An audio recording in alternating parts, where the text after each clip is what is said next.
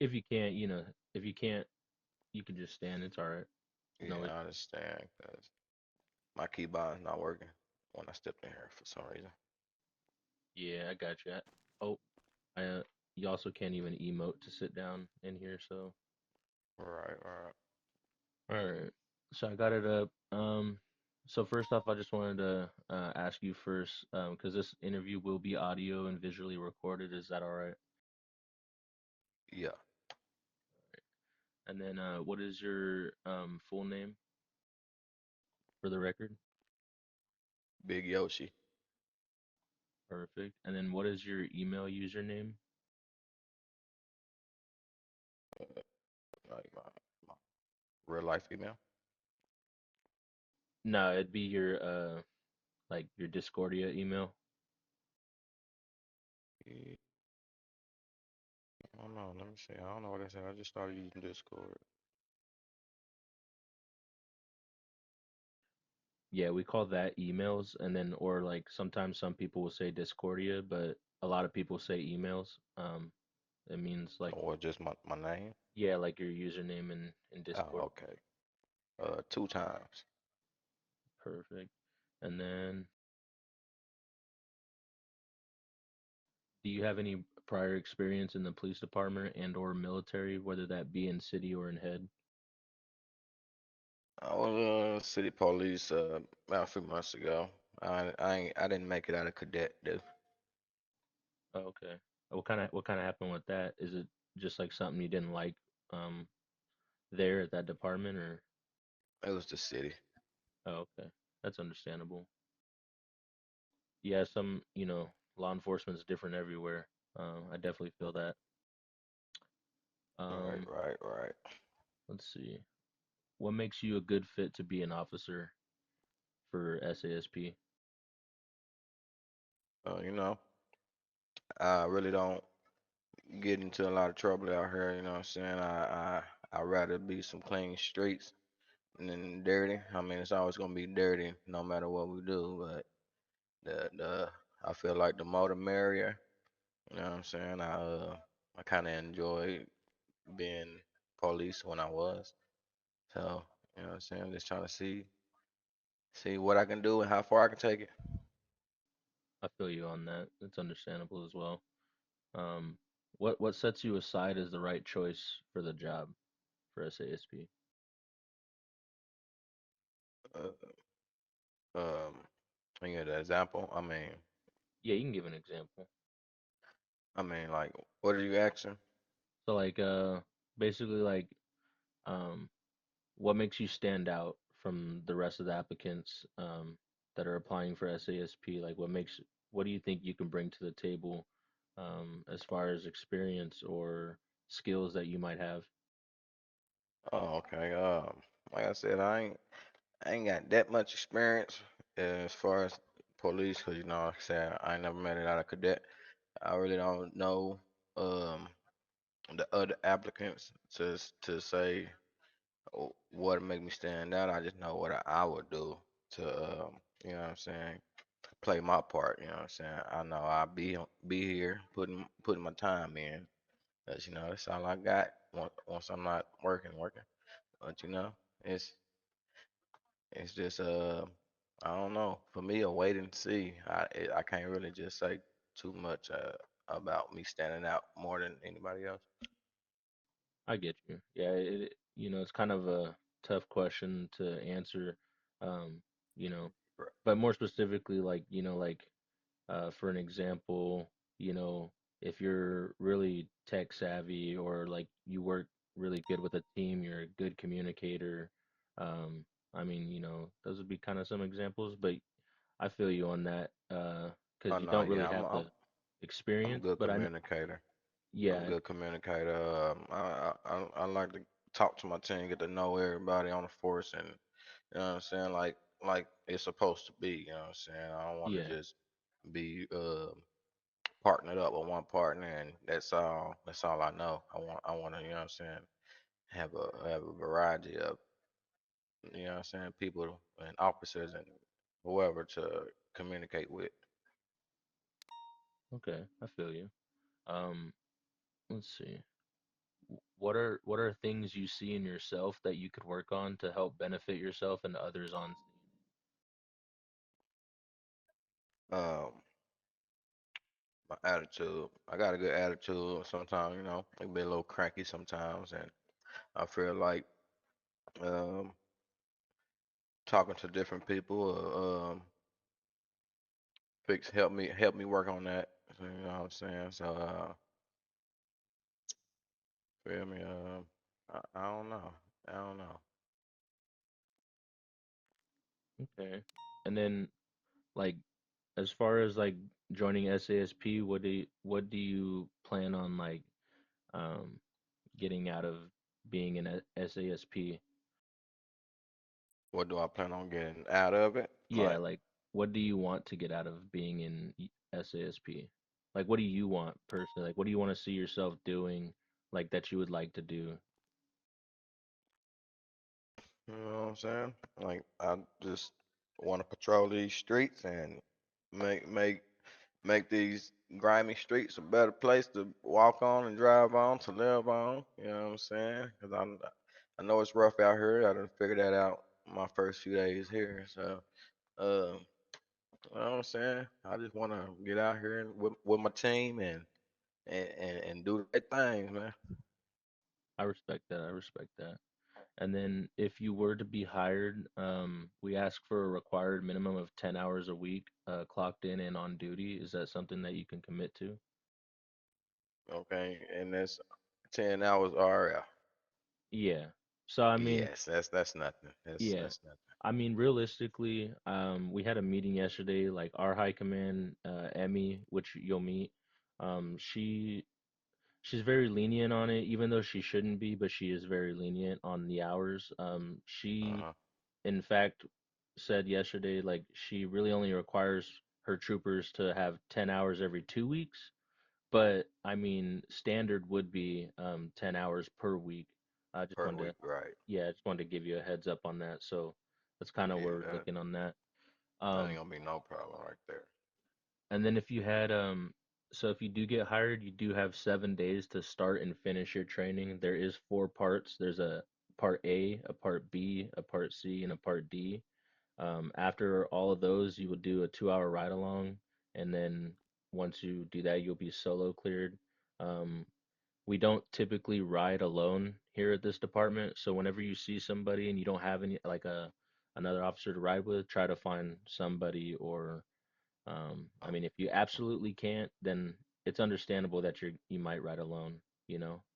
Right, but y'all rather it be doubles. Yeah, we'd rather it be doubles because it is pretty hectic out there on the street. Yes, sir, it is. Yes, sir, it is. Like I said, I got my little brother work on the force, so I don't know.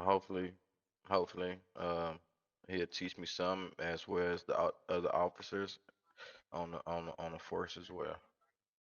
Oh yeah, a lot of the officers here are definitely like eager to help. So like if you are struggling, all you have to do is reach out to somebody. Um, Obviously we like to use the chain of command, so like don't try to like jump straight to your high command. Try to use Right, your right. superiors above you. But yeah, I respect that. Do you know what the difference between probable cause and reasonable suspicion is? Probable cause, reasonable. Um, I do, I do. Uh, reasonable suspicion is when you, let me see example. I'm rolling down the street, pull somebody over, get out, smell marijuana. I have reasonable suspicion that it's drugs in his car, and it's now it's probable cause that I can search the vehicle and see what I think is what it is.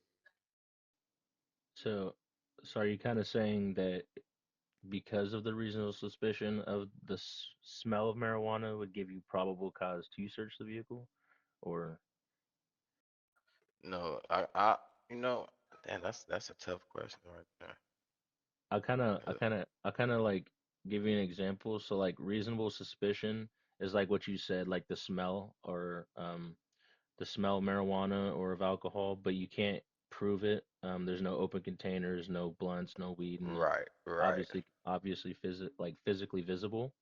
right, Probable cause is like I pulled you over and you had a bong like sitting in your passenger seat with a fresh bowl in it. That's probable cause because I know I can see it that you have right. like Okay, gotcha, so gotcha, gotcha. yeah, so like just understanding the difference in the two, which when you do your training, you'll get very familiar with that.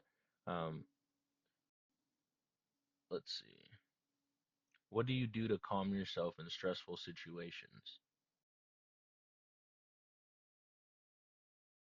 Um, I go walking, play video games, go basketball, play with my dog, ride motorcycles, stuff in that nature. Oh yeah, sounds pretty fun for like, hobbies and stuff. Right, right. Yeah, that's a stress reliever for me. That's enough stress reliever for me. Hell yeah, I think you answered those questions pretty good. I know a lot of it is just because you need to get the experience of things. But you know, we've had new people who don't have never done anything in PD or whatever, but we train them and we make sure that they get it down and learn the ropes. So I think you'll be okay as far as that. We're gonna move on to some scenario questions, and I'll probably just only ask you a couple, and then I will should be done shortly after that. All right, all right. So the first scenario question I'm gonna ask. So you initiate a routine traffic stop when the suspect steps out of their vehicle and begins walking towards you unarmed. What is your next course of action? To tell him to get back in his vehicle. Um, uh, I don't, I don't want to say too much, but if he proceeds to walk up to me unarmed, I will feel then I will have to pull my taser and um to action him to get back in his vehicle again. After multiple times, he don't get back in the vehicle, he will be tased and detained. Okay. And then let's see. You and your partner are at a routine traffic stop. While running the suspect's information, it comes back to a known criminal. While your partner makes contact to try to get them to step out, your partner is shot by the suspects in the vehicle and they drive off. What is the next course of action? Make sure get on the radio, tell him we have shots fired, officer down.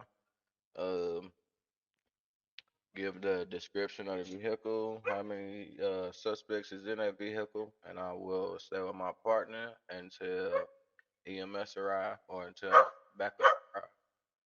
That was a perfect answer. I'm not gonna lie to you. Appreciate it, man. And then for my last scenario question, um, while you're on patrol, you drive by a group of people handing obscured items to other people while also looking around and acting suspicious. You are sure it's something illegal, but you can't be sure from where you are. How do you react? Uh, oh, that's a good one. Me personally, I probably wouldn't react because my bad. Because I don't know what it is that they're handing off.